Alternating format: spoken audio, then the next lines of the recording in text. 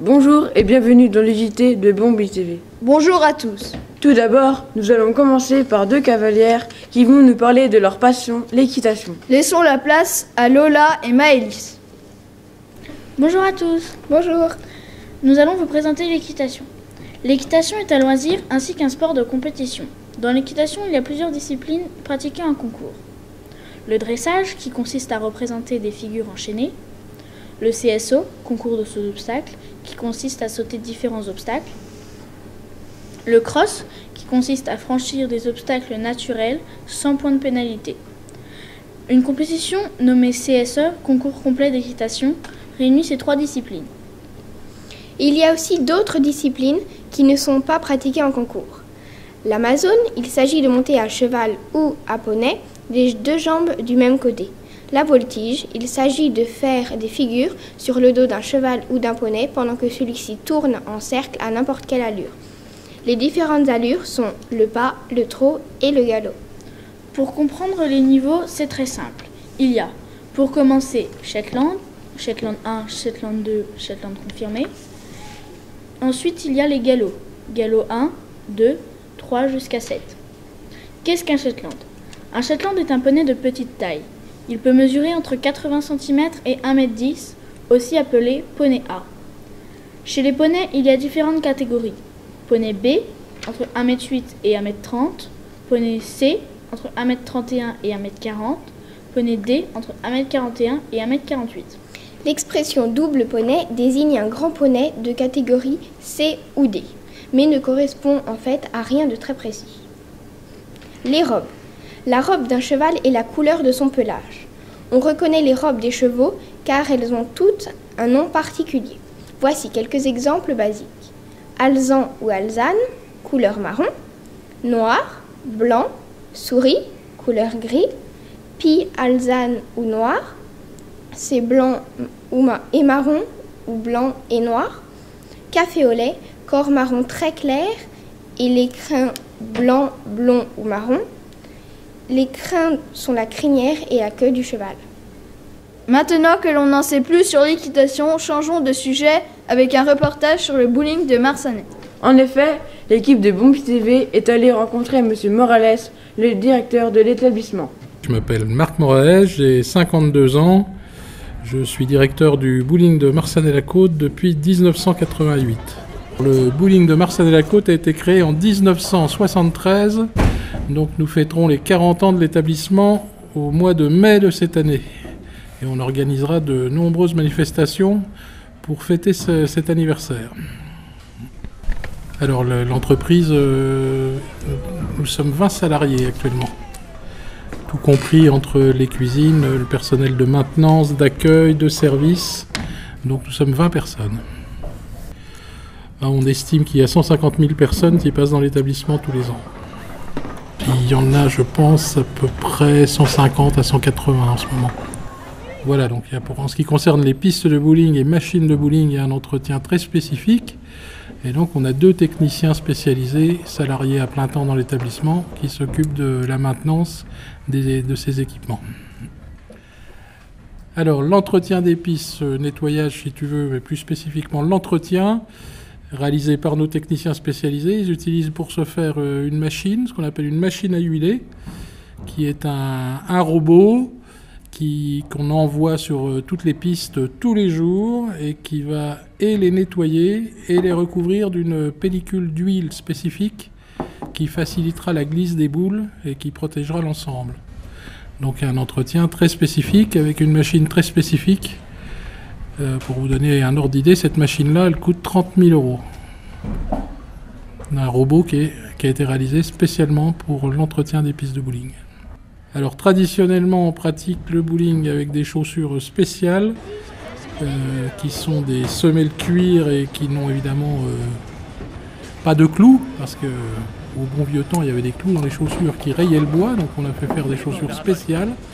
La tradition est restée puisque la zone, ce qu'on appelle l'approche, la zone sur laquelle vous marchez avant de lâcher la boule, est toujours en bois. C'est un bois qui est relativement fragile, qui est verni. Donc en louant des chaussures spécifiques, on est sûr que nos clients n'utilisent que des chaussures qui n'ont pas d'aspérité, pas de cailloux, pas de clous susceptibles d'abîmer nos installations. Alors, le système, la machinerie dans son ensemble, donc il y a une machine par piste, et commun toutes les 2 pistes, un système effectivement qui ramène les boules. Donc ça, on pourrait éventuellement le visualiser, si vous voulez, si on passait à l'arrière des machines. Hein, pour simplifier, c'est une très grosse courroie en cuir qui projette la boule quand elle est revenue à l'arrière de la machine et qui projette la boule à une vitesse suffisante pour qu'elle revienne jusqu'à la zone où vous jouez. Et à ce moment-là, la boule est prise en charge par un système de 3 roues plastiques qui la remontent et qui la ramène là où vous l'avez prise quelques secondes avant. Donc le bowling, un loisir, donc vous allez pouvoir venir pratiquer avec vos amis, votre famille, vos parents, et vous allez vous amuser. Et il faut savoir que c'est un sport à part entière. Il y a une fédération française de bowling et de sport de quilles qui régit les compétitions et de bowling et des différents sports de quilles qui existent en France. Il faut savoir qu'historiquement, dans chaque région de France, il y avait des jeux de quilles avec des règlements spécifiques. Le bowling, lui, il nous est revenu des États-Unis dans les années 50. Et donc cette fédération, elle gère toutes les compétitions nationales de bowling. Il faut savoir qu'il y a des compétitions européennes, mondiales. Donc en France, il y a à peu près 12 000 licenciés qui pratiquent le bowling en compétition. À Marsanne-à-la-Côte, toutes les semaines, nous avons ce qu'on appelle des ligues, hein, des compétitions régionales qui sont pratiquées par les joueurs licenciés de l'agglomération dijonnaise. Et on peut jouer le bowling au niveau sportif, donc en individuel, en équipe de 2, de 3, de 4 et de 5 joueurs. Et pour toutes ces compétitions, il y a championnat de France, Coupe de France, dans toutes ces prestations-là, championnat d'Europe et jusqu'au niveau mondial. Pas olympique encore.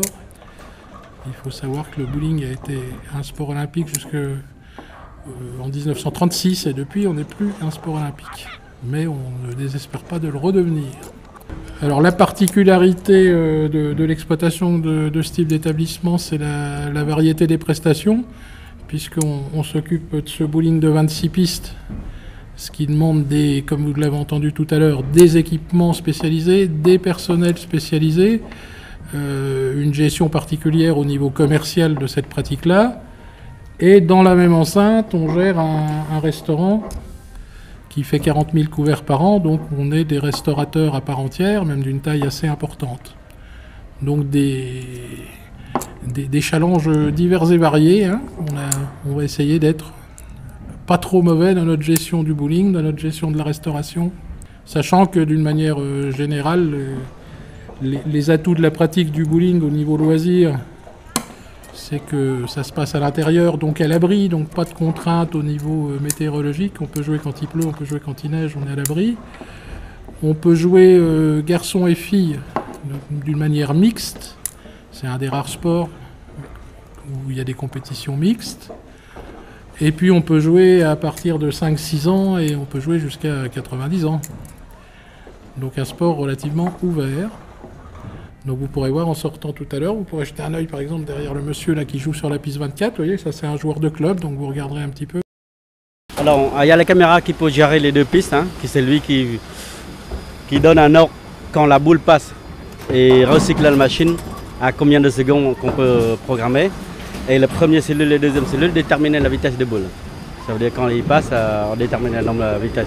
Pour les joueurs, les licenciés, c'est important de connaître sa vitesse de boule et le nombre de tours qu'il doit tourner.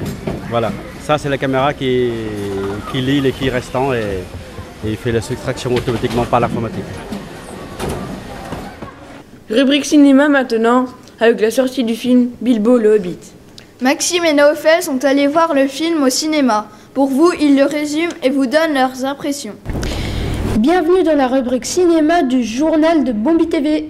Aujourd'hui, nous allons vous parler du film Bilbo le Hobbit, un voyage inattendu, ce chef-d'œuvre que vous avez sans doute déjà vu au cinéma.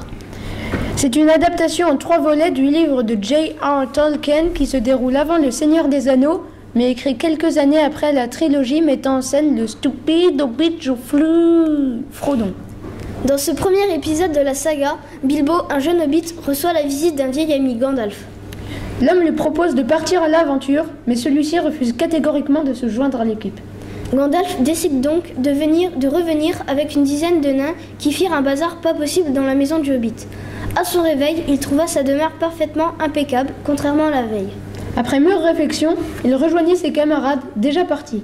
Le film utilise beaucoup d'effets spéciaux et d'images de synthèse. En effet, Naofel, pour tous ceux qui pensaient aller voir une copie du Seigneur des Anneaux... Vous mettez le doigt dans Oui, ce film est une perle. Son seul défaut est sa longueur, 2h54. Achetez-le en DVD ou en Blu-ray quand il sortira pour remercier Peter Jackson de son film. Ouais, achetez-le, bande de pirates. Oui, c'est la fin de cette rubrique cinématographique. À vous les studios.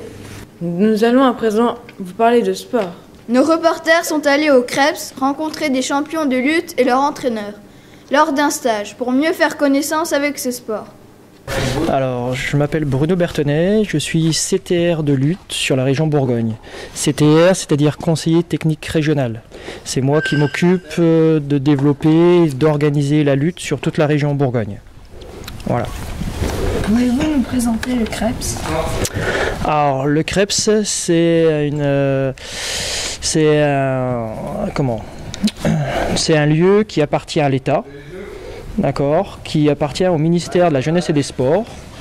Et dans cette structure, il y a la formation et il y a aussi l'entraînement de haut niveau. Donc la formation, c'est tout ce qui est les diplômes qui correspondent au sport. Donc les brevets d'État anciennement, maintenant qui s'appellent BPGEPS, où on peut après enseigner des sports, différents sports, notamment la lutte. Et il y a également des structures de haut niveau, donc comme ici, où il y a un pôle France de lutte gréco-romaine.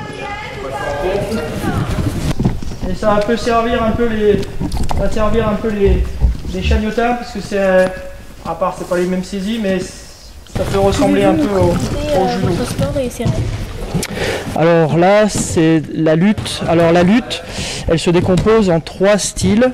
La lutte libre, la lutte gréco-romaine et la lutte féminine. Alors, la différence entre la lutte libre et la lutte féminine, c'est pratiquement pareil, sauf que c'est les filles luttent avec les filles en lutte féminine, et la lutte libre, c'est une lutte où on a le droit d'utiliser et de saisir toutes les parties du corps. Donc on a le droit de saisir les jambes de l'adversaire, et on a le droit d'utiliser ses jambes pour faire des actions sur l'adversaire.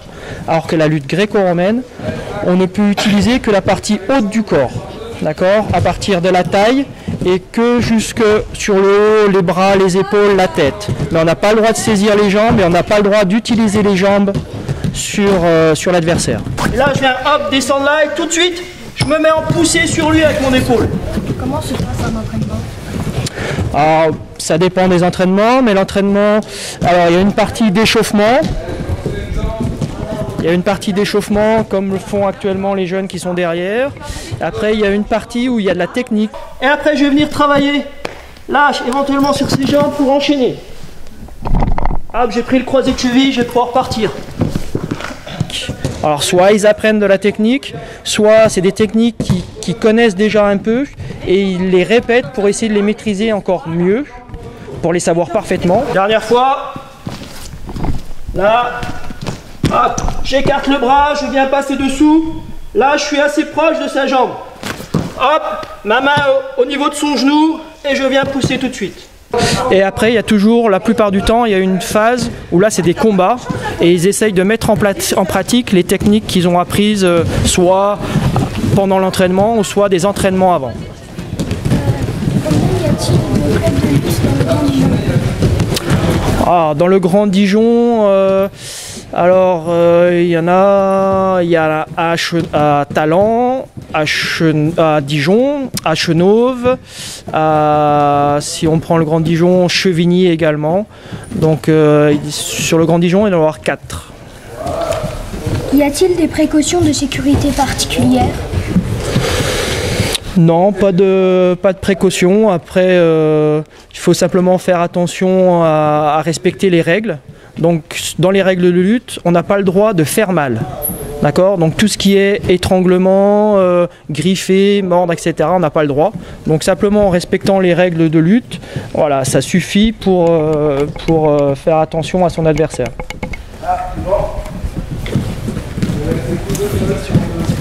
Combien d'élèves entraînez-vous au Krebs? Alors sur le Krebs là, c'est pas moi qui fais les entraînements, c'est Christophe Guénoux. Alors je ne sais pas si vous avez déjà entendu ce nom-là. Christophe Guénoux, c'est un ancien athlète de haut niveau qui a été médaillé de bronze au JO de Pékin. Donc c'est lui qui entraîne là depuis cette année et il a 18 lutteurs qui s'entraînent tous les jours. Des fois même, ils s'entraînent 2 fois par jour, le matin et le soir. Allez, hop, on fixe. Allez, tout de suite, on part. Ok. Alors la lutte n'est pas encore retirée des Jeux Olympiques. Là, c'était une préconisation du CIO qui a demandé que éventuellement la lutte soit retirée. Mais la lutte, il y aura un autre vote dans quelques mois pour savoir si elle est vraiment retirée complètement. Là, pour le moment, il faut qu'il y avait quelques changements qui devaient être faits. Notamment, le CIO n'était pas d'accord avec la Fédération internationale sur certains règlements, sur certaines choses. Donc, ils ont demandé que ça soit revu. Donc là, il faut que la Fédération internationale refasse une demande avec des changements dans le règlement pour qu'elle puisse être remise aux Jeux Olympiques. Donc le vote là va avoir lieu au mois de septembre 2013, le vote définitif. Donc là, pareil que sur attaque, hop, je viens et j'écrase avec mon bassin. J'appuie sur son épaule, j'ai pas de genoux au sol, sur mes pieds. Et je viens appuyer sur lui. Là, hop, je tourne, je peux débloquer, hop, je viens passer derrière. La lutte, c'est un sport qui est très très vieux. Donc les premières traces qui reviennent de la lutte, c'est à peu près 3000 ans avant Jésus-Christ. D'accord, c'est des inscriptions qu'ils ont retrouvées, notamment en Égypte, etc. Après là, c'est une forme de lutte, c'est ce qu'on appelle la lutte olympique. Maintenant, il y a des luttes traditionnelles qui sont dans différents pays. Peut-être que vous en avez vu en Afrique, il y a la lutte sénégalaise, il y a aussi en Turquie, par exemple, la lutte turque. C'est une lutte qui se fait à partir où on se met de l'huile sur le corps. Il y a la lutte mongole et aussi. Donc un peu partout dans le monde, il y a des luttes traditionnelles avec des règlements un peu spécifiques. Là, c'est vraiment une lutte où on regroupe un peu, où là, c'est tous le même règlement partout, d'accord, pour faire les compétitions. Donc voilà un peu. Sinon, par rapport à la lutte, il y a environ 50 millions de pratiquants dans le monde pour faire la lutte olympique. Et si on prend les luttes traditionnelles, on estime à peu près à 80 millions de pratiquants dans le monde.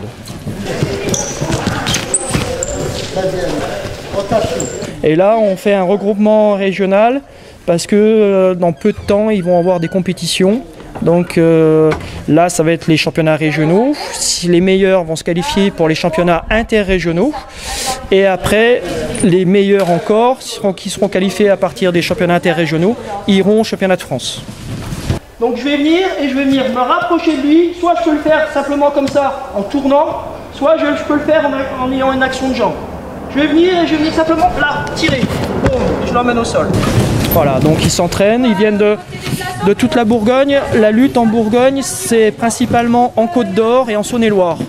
Il n'y a pas de club dans Lyon. Il y en avait un qui était à Auxerre, mais il n'a pas très bien marché, donc et puis il n'y avait pas d'entraîneur, donc du coup il a fermé. Et il n'y en a pas non plus dans la Nièvre. Donc ça se regroupe uniquement sur la Côte d'Or et sur la Saône-et-Loire. Il y a en tout 21 clubs, 10 sur la Côte d'Or et 11 sur la Saône-et-Loire. La lutte, c'est un sport de préhension, c'est-à-dire qu'on ne tient pas les habits. On doit attraper directement le corps de l'adversaire. Donc on tient ses bras, en lutte libre on peut prendre ses jambes, etc. Donc on prend directement. Après c'est un sport où il faut quand même, c'est un mélange, il y a un mélange un peu de tout. Il faut être quand même assez rapide parce qu'il faut se déplacer vite, il faut empêcher l'adversaire éventuellement de venir vous attraper vos jambes, etc. C'est un sport où il faut quand même de la force parce qu'il faut attraper l'adversaire assez fort, il faut éventuellement le soulever, il faut le projeter, etc. Il faut de la souplesse aussi parce qu'on se retrouve dans des situations où pour bien défendre, il faut éventuellement se mettre dans des situations presque en passage de ce qu'on appelle en passage de haie ou en grand écart, donc il faut être quand même assez souple.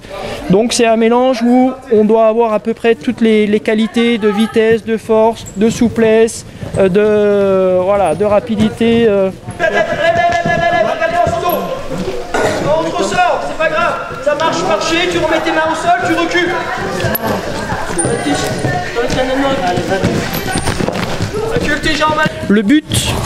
Le but pour vraiment gagner le match, c'est de faire tomber, de projeter l'adversaire sur le dos et de le maintenir sur le dos. D'accord? Donc on essaye de le mettre, plaquer ses deux épaules au sol et de le tenir. Ça c'est la victoire, ce qu'on appelle le tombé.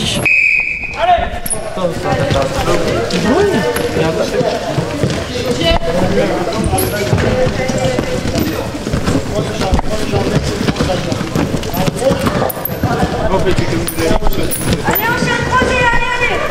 Allez, vas-y, encore, allez. Elissa, tu es statique, déplace-toi, bouge. Maintenant, il y a différentes phases où on peut gagner des points.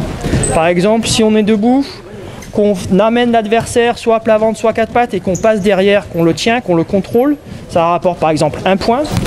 Si on est au sol et qu'on l'oriente, on oriente ses épaules vers le tapis mais on n'arrive pas à le tenir, c'est 2 points, etc.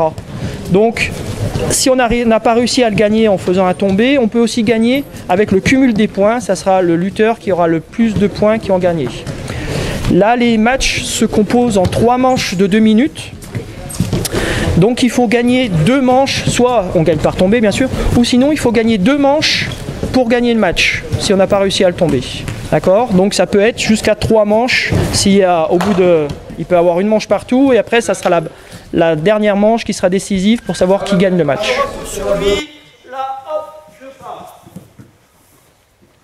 D'accord? Mais à chaque fois, je pars bien en poussant sur lui. Là, ma tête, hop, je vais l'enrouler un peu dans son dos, là. Si je pars comme ça, lui, il va bien s'asseoir et il bloque là sur le dos. Les cercles, là, c'est la zone de combat. C'est-à-dire que les lutteurs vont commencer sur la partie centrale, sur le centre, là. Et normalement, ils doivent lutter sur la partie jaune, principalement. Dès qu'ils arrivent dans le rouge, c'est un peu la zone limite. Ils ont toujours le droit de lutter sur la zone rouge, mais l'arbitre va leur dire zone. C'est-à-dire que normalement, ils doivent essayer de revenir vers le centre. D'accord? Et dès qu'ils sortent et qu'ils viennent mettre les pieds dans le bleu, alors s'il y en a un qui met le pied dans le bleu, normalement, ça dépend de la situation, mais il va perdre 1 point, c'est-à-dire que l'autre va marquer 1 point. Donc il est vraiment obligé de rester dans la partie centrale, sinon ça peut donner des points à son adversaire. Après, bien sûr, la lutte continue au sol. Donc même si on est par terre, on essaye de renverser l'adversaire pour essayer de le mettre sur le dos. Donc à chaque fois, si on arrive à le tenir, on gagne le match. Si on n'arrive pas, chaque action va pouvoir ramener des points supplémentaires.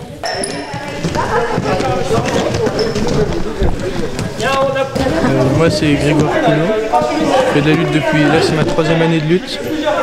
J'ai été 3e au France Gréco, championnat de France gréco-romaine. J'aime bien la diversité des prises, la diversité, ouais, j'aime bien. En fait j'ai commencé la lutte 1 an, puis je devais faire qu'un sport. J'ai commencé la lutte pendant 1 an, puis ça m'a bien plu, je me suis senti à l'aise en faisant de la lutte, et puis j'ai continué la lutte, puis tout va bien.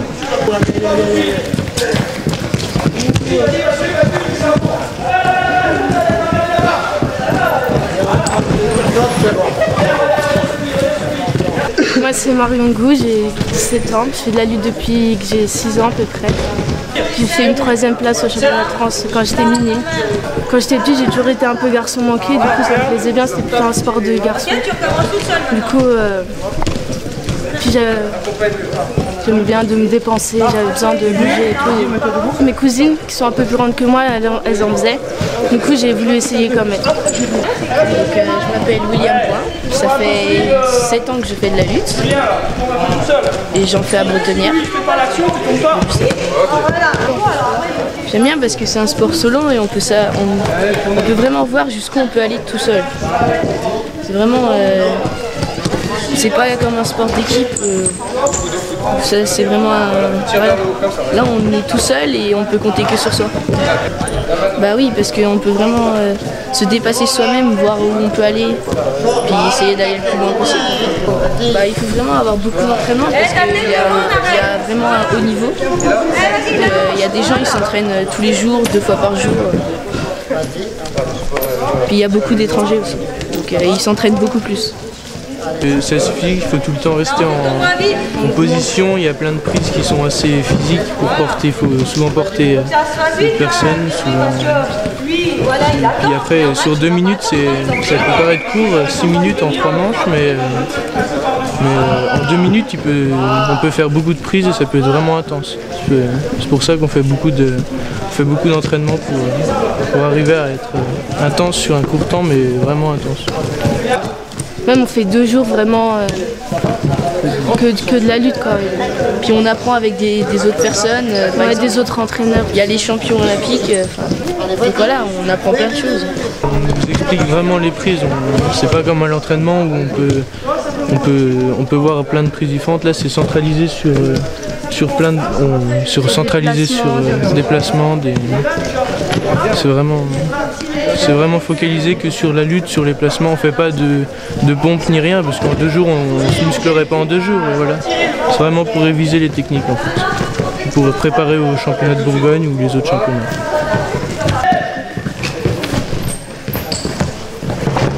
C'est bon, debout, c'est bon. Marion, pas mal Marion, allez. Et bien voilà, c'est la fin de ce JT. Merci de nous avoir suivis. Nous espérons vous revoir bientôt sur Bombi TV.